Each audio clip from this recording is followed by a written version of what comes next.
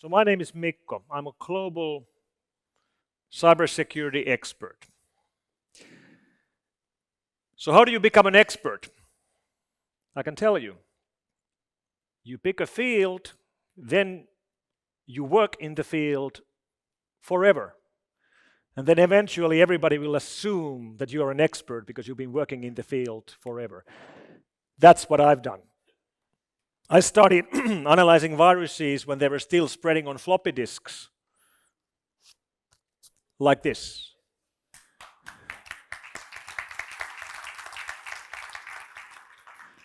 And for the younger members in the audience who have no clue what this is what USB thumb drives used to look like in the 1990s.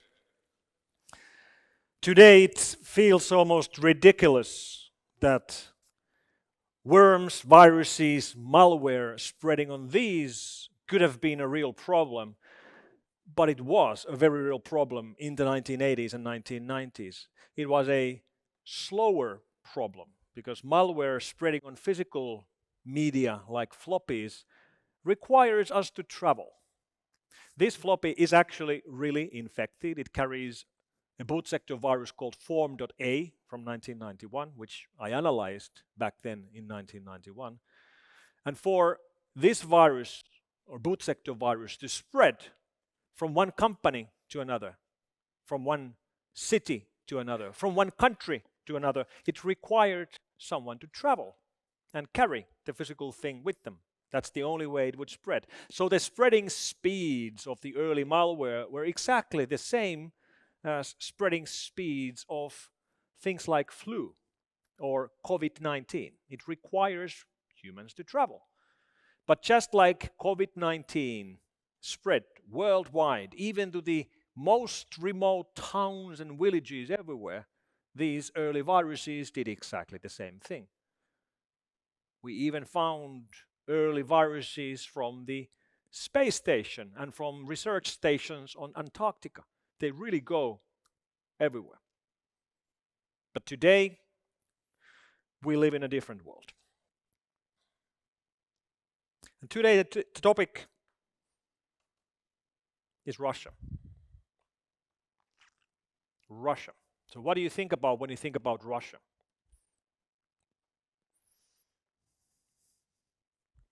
Maybe something like this. It is the biggest country in the world. I'm a Finn. I live in Helsinki. I've lived there all my life, which means I've lived all my life roughly 150 kilometers from the Russian border. And it's interesting how the world has changed. The closest foreign country to where I live is Estonia, Tallinn. Helsinki and Tallinn are two close, one of the closest capitals we have anywhere in the world. But it's weird because Tallinn used to be really far away. In 1980s, early 1990s, I was living in Helsinki. Tallinn was 80 kilometers away, but no one ever went to Tallinn because it was Soviet Union. We were part of the West, that was part of the East. Why would you go there? You couldn't even go if you wanted to, or if you really wanted to, you needed all the paperwork and visas. Bottom line, it was really far away. Then Soviet Union broke apart, Estonia got its independence, and suddenly Tallinn wasn't far away. 80 kilometers, it's right there. Today we have boats going over every 2 hours. It takes you less than 2 hours to go across. We have employees working at our headquarters in Helsinki who actually live in Tallinn, who commute every day or almost every day. Geography didn't change. Politics did. So the biggest country in the planet. How is it living when you have the biggest country in the planet as your next door neighbor? Finland has always been next to a very large and very unpredictable neighbor. So let me introduce you to this guy. This is Emil Saukkonen, living with his wife and 6 daughters in Finnish Karelia, that's the southeastern part of Finland. A shoemaker, living peacefully with his family until in 1939, Russia invades Finland as the Second World War starts. Let's have another look at the map. What do you do when the biggest country in the world invades a country of around 4 million people? It's quite obvious that this is a fight that you cannot win. What do you do when you are faced with a fight that you can only lose? It's quite obvious when you have the biggest country in the world against 4 million people who's going to win. You can't win this fight, so why fight? And I think it says something about the Finnish mental state of mind that even though it was obvious in 1939 that we cannot win this fight, Emil and 4 million other Finns at the time fought anyway. Fought a war which they knew they couldn't win. But as an end result, Finland did keep its independence. As an end result, after the war, Finland was part of the West, not part of the East. At a terrible price, but a price which we deemed was worth paying for. We have this thing called sisu, which I guess translates to grit, which is what was at play here. Now, one of the prices Finland paid for fighting back was the fact that we did lose part of our land to Russia, and it's still today part of Russia, including Karelia, which is where Emil was living, the southeastern part of the corner of Finland. So Emil lost his land. So he took his wife, the 6 daughters, the cows, and put them all on a long trek from Karelia to central Finland. What's even more important is that they also took their sauna. Yes, part of our dear culture in Finland is the culture of sauna. So the only building, well, they actually took a building with them, and it was a sauna which they dismantled, put on top of a thing pulled by horses, and took it all the way hundreds of kilometers from Karelia to middle Finland where they settled. This is a so-called smoke sauna. Now, I'm not an expert on the Russian state of mind, but I can tell you how the attitude towards Russia has changed in Finland over these decades. People who lived and fought the war 70 years ago, or almost 80 years ago, many of them hated the Russians. The next generation didn't like the Russians. The next generation was able to work with the Russians. We've done a lot of trade between the two countries. We're next door neighbors. Russia has never been the number one trading partner for Finland. Germany has been the number one trading partner for Finland for decades, but clearly a very important trade partner until the last 2 years when all trade stopped. Finland today still is living next door to a very large and clearly a very unpredictable neighbor. So I'm not an expert on Russian state of mind, but I know who is, or actually who was. This is Dr. Martti Kari, and an ex-colonel, retired colonel from the Finnish military intelligence, a friend of mine who sadly passed away around 6 months ago. But he has an excellent an hour-long lecture at the University of Jyväskylä about what he learned during his lifetime about Russian state of mind. And I know this is a security conference and you shouldn't trust short links, but if you trust me, that link goes to an hour-long video clip where Martti explains what he's learned about the Russian state of mind over his career. He did what I did. He found a field and worked in it forever, making him an expert in that particular field. I chose differently. My field was this. When I started analyzing viruses in 1991, they all looked like this, and a very large part of them were coming from Russia. That's MS-DOS virus called Phantom, written in Russia. That's another MS-DOS virus called Crash, written in Russia. When I started my career in analyzing malware in the early 1990s, there were so few viruses that I actually analyzed them all.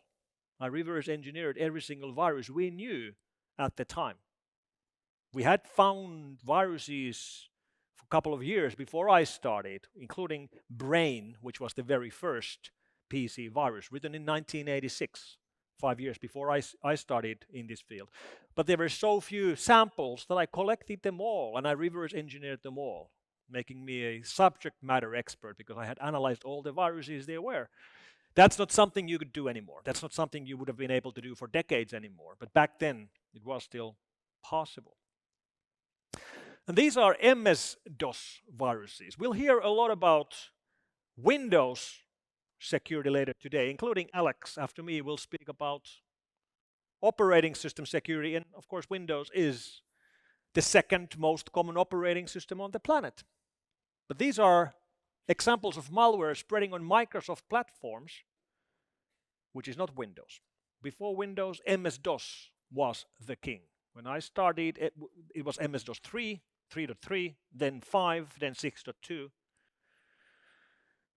But then we entered the world of Windows.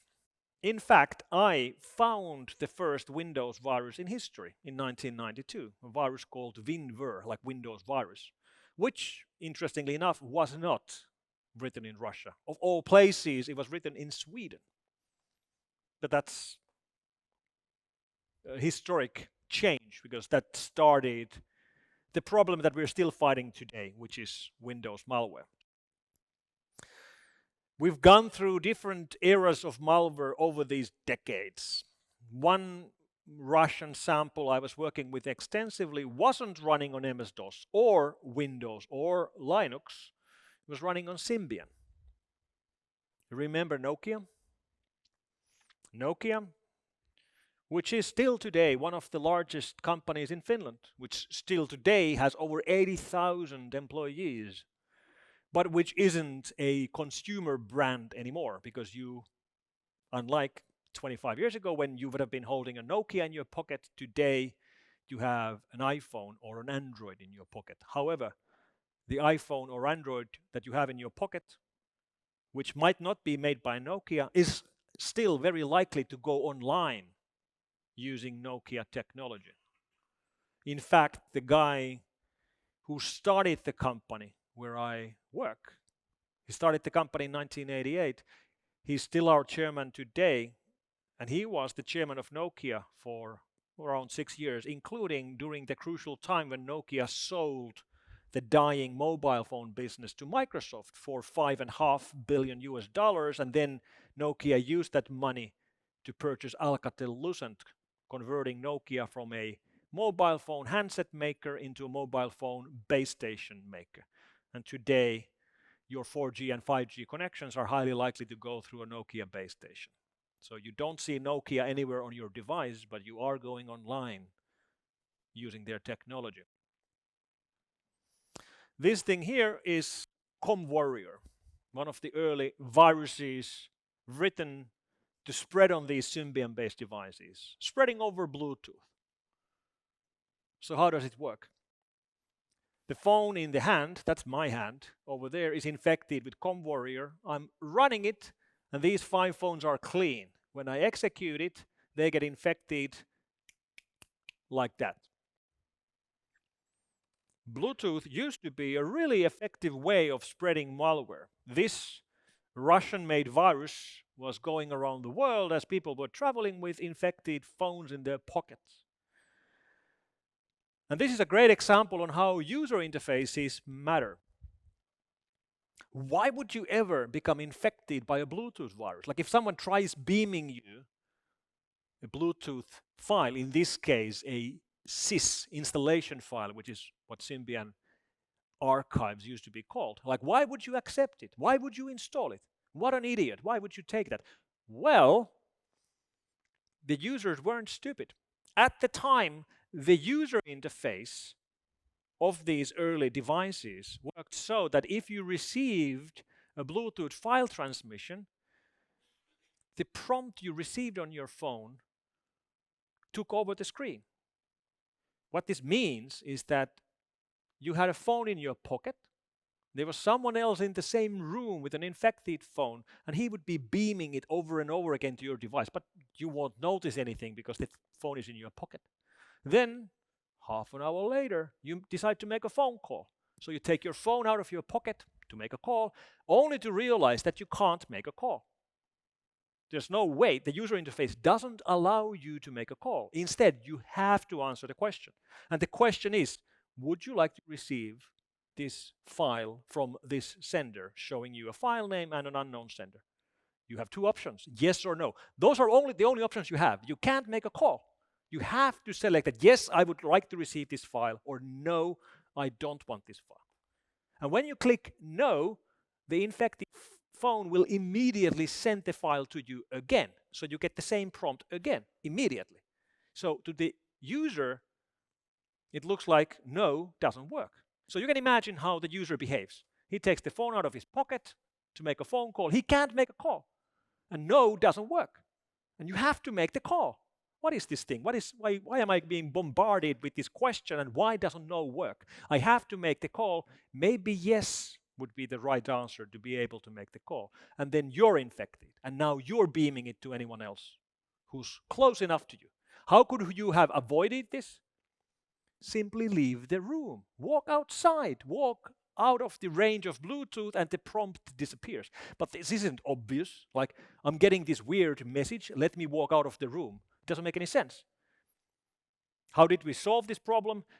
By changing the user interface.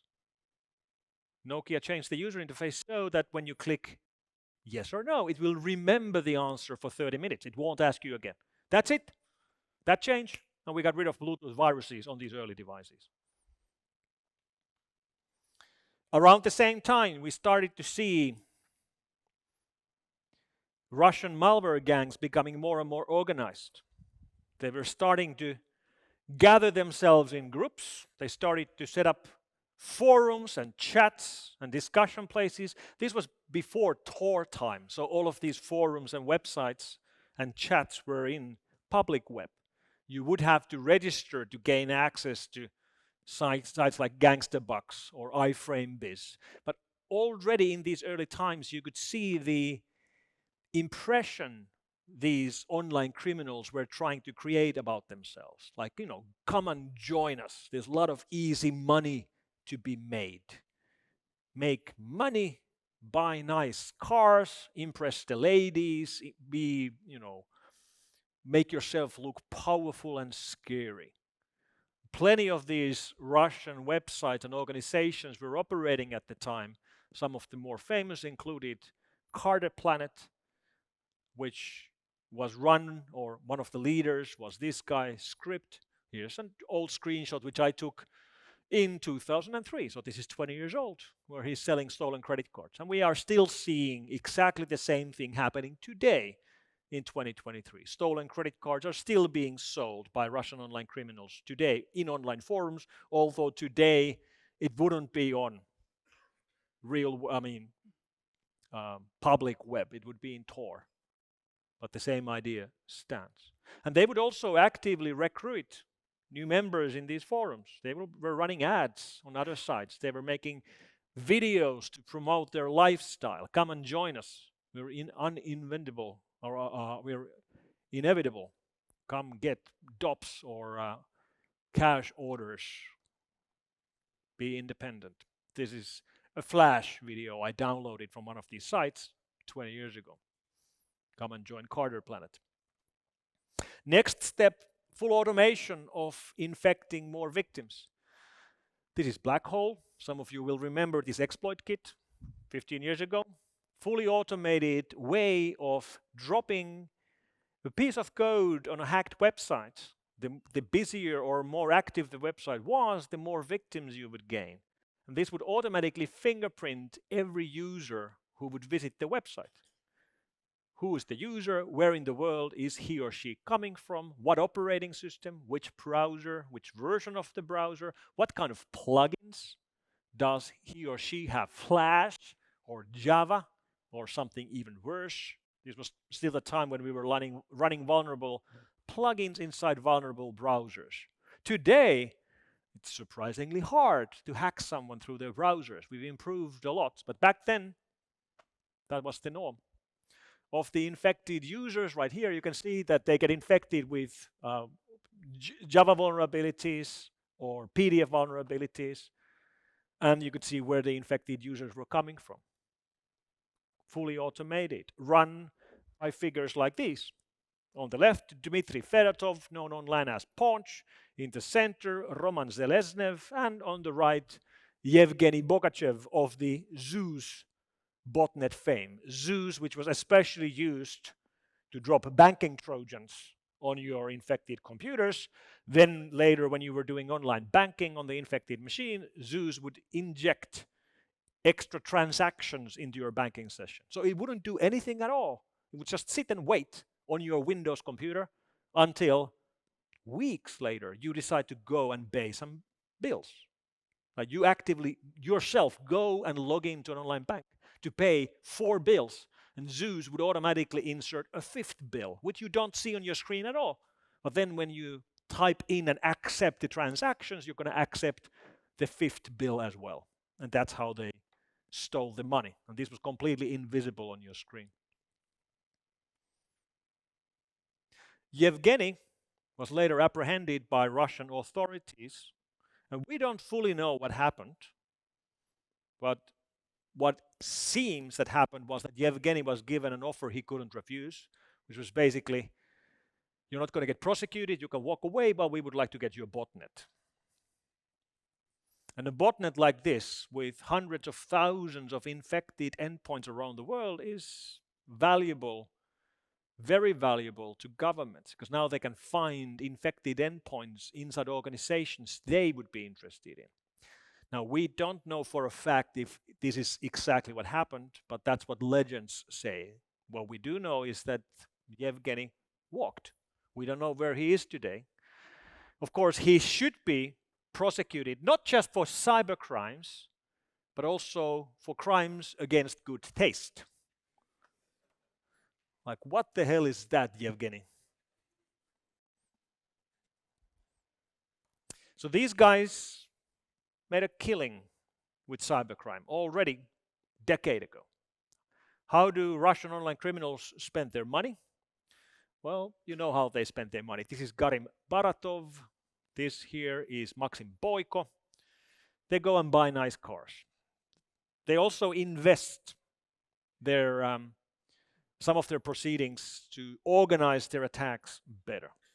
One thing I often do today when I speak with clients or customers or prospects, especially, let's say, small or medium-sized companies, and I hear comments about how they don't see themselves as being a victim. Like, why would they attack us?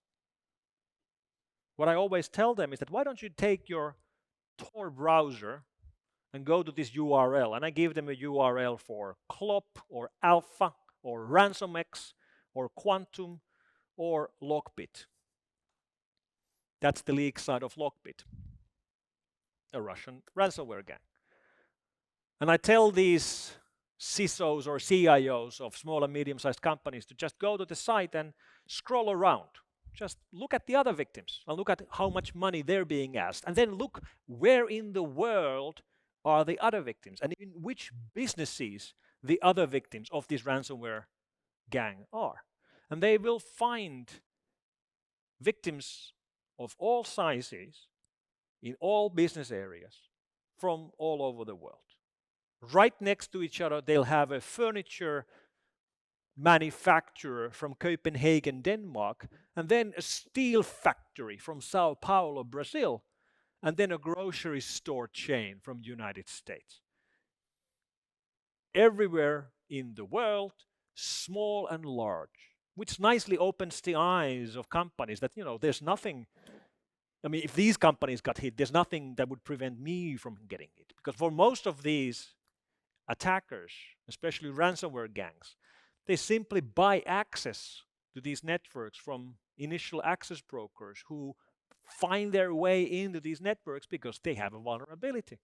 They have a new way in, and they just scan the whole internet, or the whole IPv4 address space, find vulnerable organizations, then go through the list. Which one of these seem worth of breaking into? And the end result is this: completely different organizations from all over the world in all possible businesses. I call these organizations cybercrime unicorns. Unicorn is the term we use for technology startups which are valued to be over $1 billion in valuation. These are cybercrime unicorns. Clop, Alpha, RansomX, Quantum, Black Pasta, Lockbit. If these would be companies, they would be unicorns. Now, of course, these guys are never going to do an IPO. They won't be doing a merger. Well, actually, they do mergers with other gangs, but it's not the same way real companies do it. But you get my point. They have the money. They are valuable. They are turning a huge revenue with huge profit. And they do run their organizations like real companies. They pay salaries to their hackers. They have physical offices. They have an HR team recruiting new hackers to join them. They have lawyers. We believe, or we have information pointing to that some of these gangs have business analysts. Now, why would a ransomware gang need a business analyst? Well, the toughest challenge they have is how to price the attack. How much money should we be asking from this particular company? And the perfect answer to this question is that you first steal the financial figures and the bookkeeping information, which you give to your own business analyst, who will then give you a figure. This is how much the company has money in the bank, how much they have investment in publicly traded stocks, which could be sold overnight. This company could pay us 5.25 million euros tomorrow. And that completely changes the negotiation for the ransom amounts, because now the attackers know how much money you actually have. And then they also do this. This is Bastion Secure, a pen testing company recruiting pen testers with roughly double the salaries of other pen testers. Why? Because this company doesn't exist. This is actually a Russian cybercrime gang running a front-end company trying to hire pen testers who believe they are working for a legit pen testing company. Great salaries, fully remote positions. You get hired in, they give you basic training, and then they give you the first assignment. We have a new client. This company has asked for a pen test. Could you spend the next 2 weeks doing a pen test against this company, and please submit a report of all your findings? The only problem is the company has never ordered a pen test. And then the gang uses the findings to break in.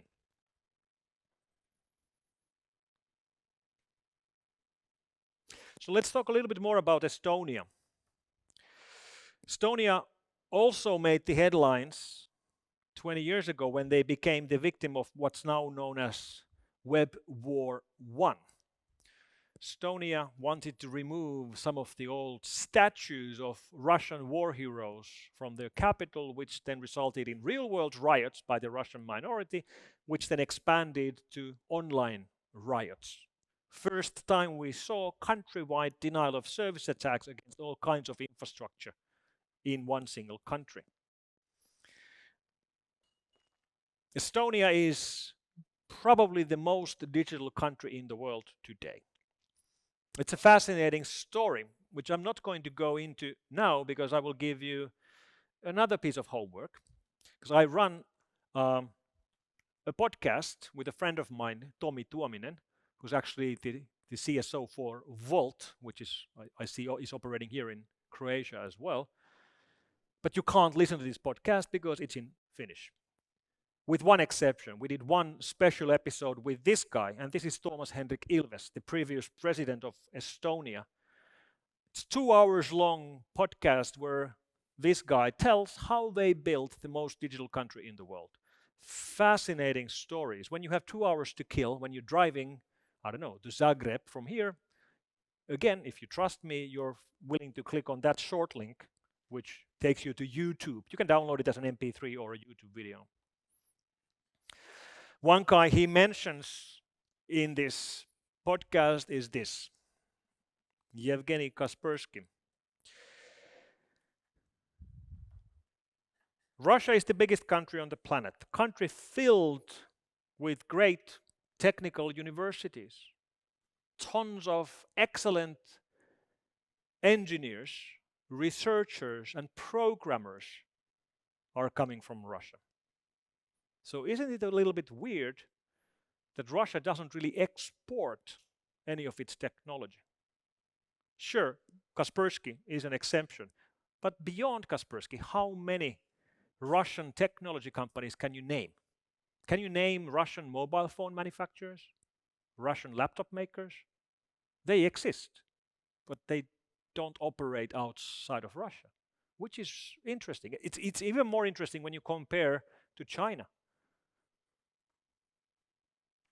China has more people than Russia, of course, but we can all name 5 or 10 Chinese technology companies. We can't name Russian technology companies, which is a little bit weird. The biggest software success story out of Russia is Tetris. And that's 40 years old. The most widespread software out of Russia is probably malware. Now, in addition of criminal cybercrime gangs, we of course have a very active history of nation-state attacks from Russia, including Duke family, which is something we worked on extensively. We are a cybersecurity company based in Helsinki. We've been looking at Russian criminal attacks as well as nation-state attacks for years and years.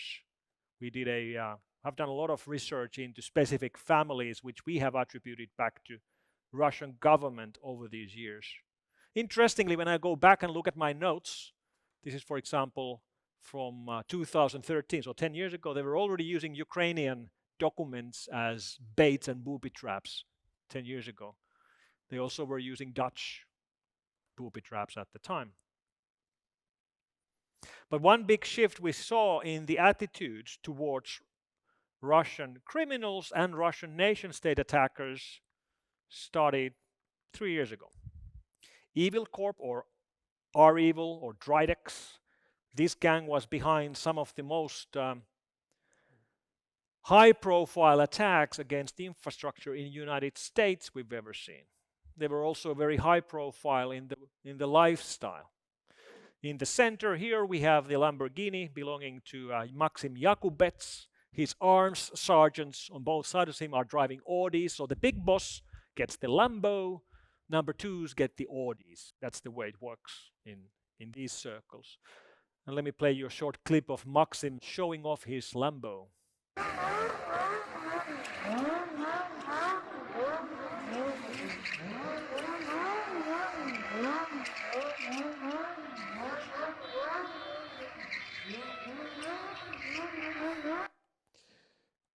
All this translated into Russians being so high profile with the attacks, including Colonial Pipeline, JSB Foods, Kaseya, that eventually US State Department made a public bounty program to catch the leaders of some of these gangs operating from Russia. $10 million and immunity from prosecution if you rat your friends. This is the same tactic US State Department has used against terrorist organizations with the same amount of money as well. So that's how seriously they took this problem. And it worked. We actually ended up with several lines of indictments and multiple arrests inside Russia by Russian law enforcement. I did a couple of presentations at this time, which I was titling Cybercrime Unicorn Hunting Season, because for a short while we were actually taking down and arresting some of the biggest players in Russian cybercrime gangs. But that's just criminals. And of course, nation states are a different story. When US government or other governments make claims against Russian nation state attackers, of course, nothing's going to happen. They're not going to get arrested, regardless of the bounties you promise. The closest things we have seen with action against Russian nation state hackers are things like this case. This is the four guys here are all GRU operatives, Russian governmental hackers.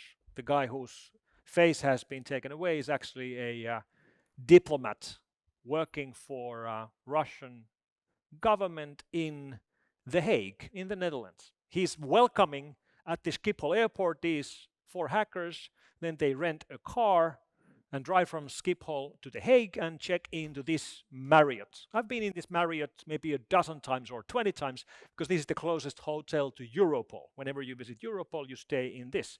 I took this photo during one of my visits, and in the photo, in the background, you see this. That's OPCW, the Organization for the Prohibition of Chemical Weapons, an organization which was hacked by that group of Russian governmental hackers in 2018, right after the scandal of an ex-spy being poisoned by Russian government in United Kingdom. Dutch intelligence watches these guys, sees what they're doing, intercepts them, searches the car they're using, which was parked right next to OPCW, and they find all kinds of hacking gear inside of it. Then they look at these guys' papers and realize they're all diplomats, which means you can't arrest them. So what do? Well, what the Dutch did was that they took them back to Schiphol, put them on the next plane to Russia. Then they took their passports and posted them online, like this. This is Alexei Morenets, one of the Russian hackers. And this is the closest we have to punching someone in the mouth in these circles. You can't arrest them, but you can burn them. This guy will not be traveling internationally anymore.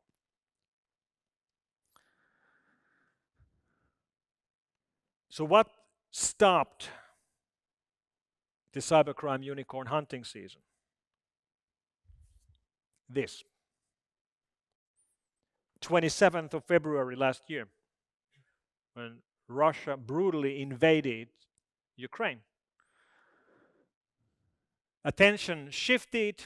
Russian law enforcement stopped all activity into hunting down and arresting Russian criminal hackers. The best we know, most of those guys who were arrested at the time have been let go. We had a bright moment in history, but it's gone. For us in Finland, the war in Ukraine was very concrete. Ukraine has 1,900 kilometers of border with the Russians. We have 1,300 kilometers of border with the Russians. And I'm coming to you right now from the newest NATO country in the world. Thank you for having us. We promise to do our part. And as an end result, when Finland joined NATO, NATO more than doubled its land border with Russia. And this probably wasn't what Putin had in mind when he invaded Ukraine, but that's what he got. NATO doubled its border with Russia. So what do we know about the cyber attacks done by Russian government during these almost 2 years that the war has reignited in Ukraine? Well, there's plenty of cases like the satellite hacks, which is remarkable, but I especially think this is a great example because this is footage from the 28th of February last year.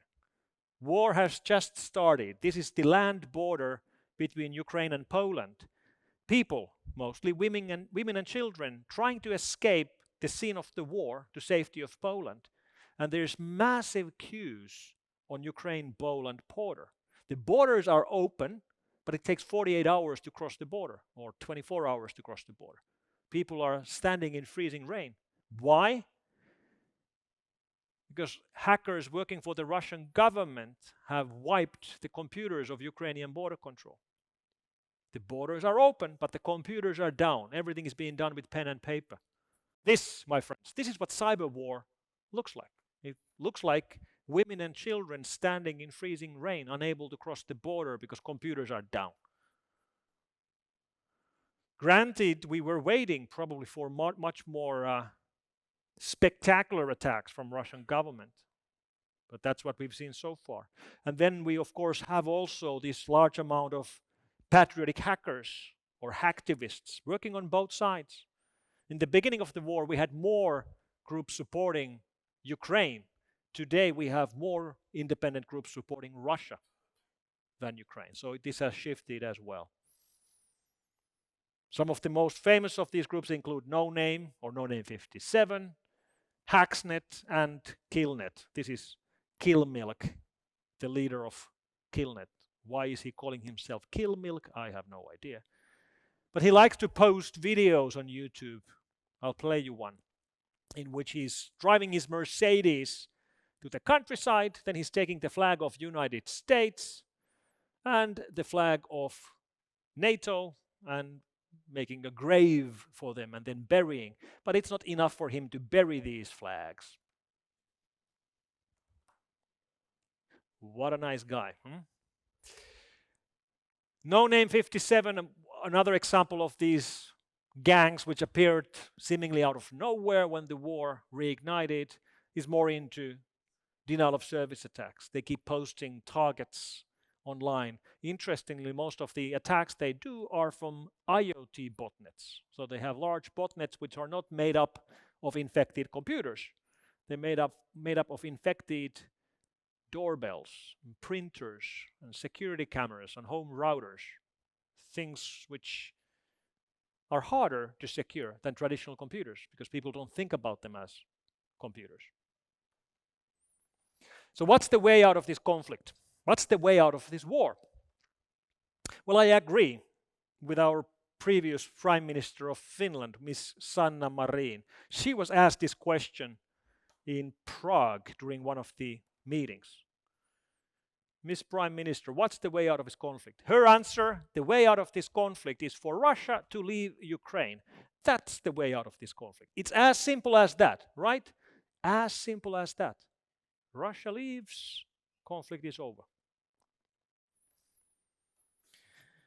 Now, I don't agree with President Putin on anything.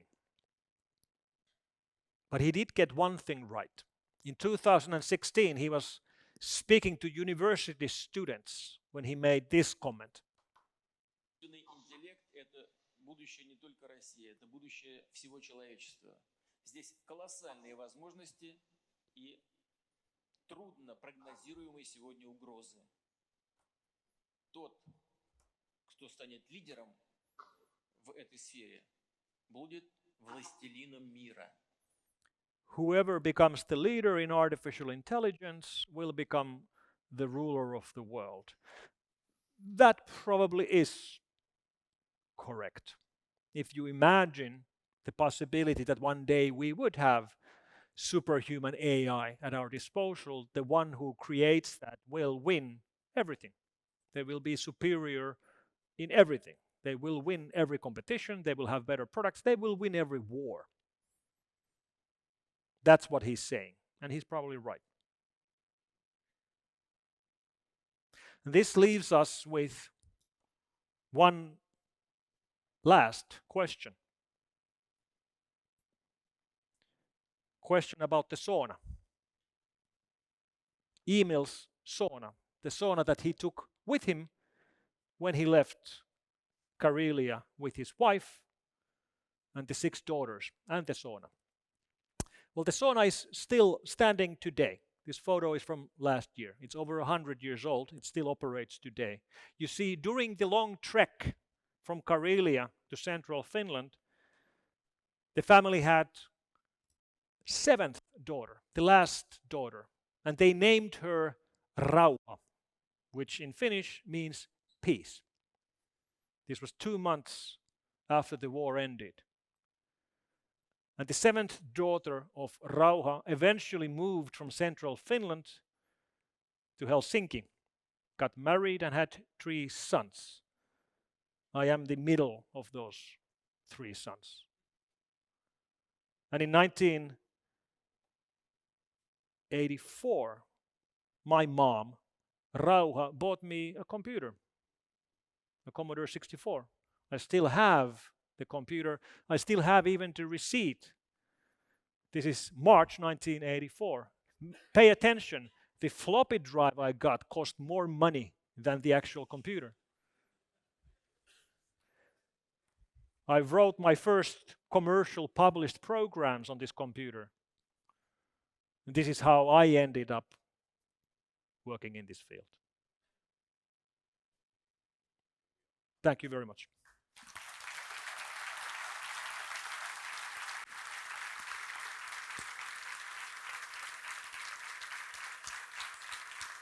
Thank you.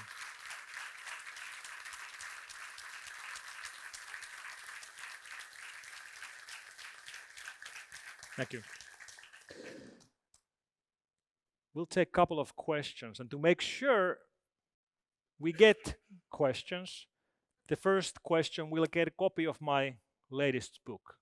Do we have any questions? You just got yourself a book. Please wait for the microphone.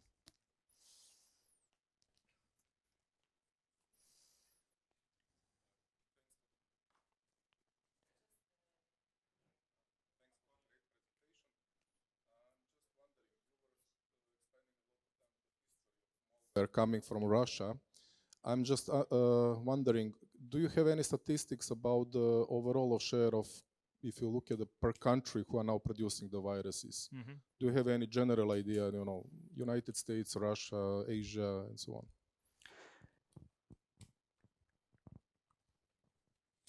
Not all malware comes from Russia. That's quite clear. In fact, Ukraine has been historically a major source of malware as well, although we've seen massive drops in the amount of malware coming out of Ukraine ever since the war reignited. It's quite obvious why. People who might be busy before the war writing malware are now busy fighting the war. But there's a much bigger thing at play here. I believe that the biggest hotspots where malware is coming from, where there is room for online criminals to thrive, are all areas of the world where you have large amount of people who have the skills but who don't have the opportunities. So when you have a lot of trained people, people who know how to program, people who understand network protocols, but who can't get a well-paying job, who are working in faraway locations. Imagine people in middle of Siberia or countryside of China or slums of Sao Paulo or rural cities of Vietnam or Africa, those kind of places. And we see malware coming out of all of them. We don't have reliable statistics on this. If we look at the largest ransomware gangs out there, the gangs I named, Lockbit, Clop, Ransom, X, Alpha, some of those gangs are not Russian. For example, we believe Alpha, which was the gang behind MGM Grand and Bellagio hacks last week, seems to be a Western gang. There was an arrest into one of these ransomware gangs last week, and that was in Paris, France.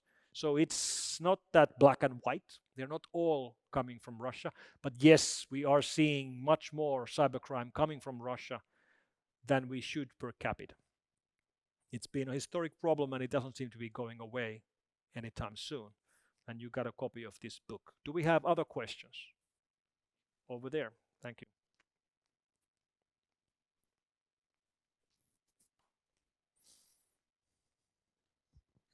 Hi, thanks again for really insightful keynote. The question is, in your professional line of work, have you seen any major difference between, let's call them Eastern and Western hacking groups in their modus operandi? Are there any significant pointers where you can say almost with a certainty these guys are coming from the West or from the East? not really in coding style or way of operations as such, but one clear thing we see is that cybercrime operations operating from Russia are generally trying to avoid infecting computers in Russia. It's a little bit more general than that. One very typical check we see is that when a new computer gets infected, they check the keyboard layout. If it's Cyrillic keyboard, they stop operations. They don't infect the system at all, which means it protects not just Russia, but many other ex-Soviet countries as well, which use Cyrillic keyboards today. Why do they do that? Well, to avoid the local law enforcement. So this is not a patriotic thing. They're not trying to avoid infecting their fellow countrymen. They're trying to avoid the attention of the local law enforcement. So if there's a Russian crime operation and all the victims are in faraway countries, it's less likely that Russian law enforcement is interested in catching them. That's why the rewards from US State Department were working so well, the reward I mentioned earlier. So that's an obvious example, and we don't really see that from anywhere else. And this has been going on for years. And we'll take the last question from here. Thank you. Sorry. Here we are. Thank you, Mikko. You've spoken about the business analyst side in the malware groups and the way the sort of nowadays triple play or quadruple play has evolved. What do you think is sort of the next level? The best place organized cybercrime gangs could invest their wealth would be in automation. We started building automation of cybersecurity based on top of machine learning algorithms in 2005. So inside our company, we've been working on AI and, automation and machine learning for 18 years, which is a really long time. And all that time, for 18 years, we've been waiting for our enemy to make the same move, to go to full automation of malware campaigns. And they still haven't done it, and it's a bit surprising, but it's going to happen soon. And what I mean by full automation of malware campaigns is I don't mean malware which would use large language models to write the code. We've actually seen that. We found the first large language model enabled Python malware in April. That has happened already. And I don't mean deepfakes or any of that. I mean automation of the campaigns. So let's say you launch a ransomware operation and you're spreading the infections by sending out emails which contain links to a website which drops an exploit which then drops the malicious binary. Right now, these gangs are doing that manually with human power. And when security companies with automation find these attacks and automatically block these attacks, then their reaction is manual. We know it's done by humans because it takes hours, days. Like we block something with automation at 11 p.m. in the evening, they react 10 a.m. the next morning when they wake up and look at what's changed. Then they manually recompile the binaries or change the CNCs or register new domain names or rewrite the emails. It's done with humans. This will all be done by automation. The emails will be rewritten by large language models. They will be running TensorFlow frameworks to detect when they're being blocked and automatically react. This could have happened already, but it hasn't. And we know it hasn't because they are still too slow. They have the resources. They have the money. This is what they're going to do next. This could happen tomorrow. I'm a bit surprised it hasn't happened already. And then when it happens, then we will see which one will win, good AI or bad AI. And with that, thank you very much.